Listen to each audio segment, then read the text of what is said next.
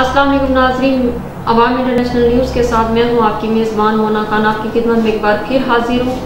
मुजरिम अपना निशान छोड़ जाता है।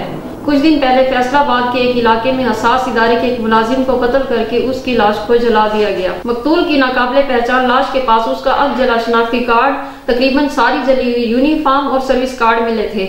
पुलिस ने इस कत्ल का मुकदमा नामालूम अफराद के खिलाफ दर्ज कर लिया। हसास इदारे के मुलाजिम की बाकियात को सरकारी एजाज के साथ सुपुर्दे खाक कर दिया गया। इस अंधे कत्ल का सुराग लगाने के लिए पुलिस ने तफ्तीश शुरू की। मकतूल के मोबाइल नंबर, CDR वगैरह निकलवाया गया। मकतूल के नाम पर चलने वाले दोनों नंबर बंद थे। तहम इस दौरान पुलिस को इस बात ने चौंका दिया कि वकुआ के 2 दिन बाद ही उसकी ID कार्ड नंबर से नई सिम निकलवा कर एक्टिव करवाई गई।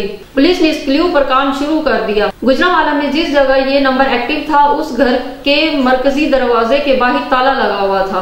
पुलिस किसी भी तरह करके अंदर दाखिल हुई और अंदर दाखिल होकर कारों की हैरानी की इंतहा ना रही जबकि उन्होंने ये देखा कि मुर्दा उनके सामने जिंदा मौजूद है। हसास इदारे का मुलाजिम जिंदा है तो वो कौन था जिसकी लाश इनको मिली थी?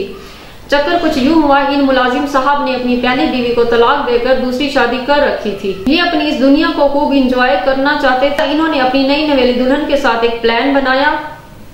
हसास इदारे के इस मुलाजिम ने एक बस स्टैंड से पैसे देने के लालच में एक नशेई को साथ लिया, उसे कत्ल किया और उसकी लाश को जला दिया। यूनिफॉर्म भी वहीं फेंकी। शनाख्ती कार्ड और सर्विस कार्ड को भी कुछ इस तरह से जलाया कि उसकी शनाख्त जाहिर रहे।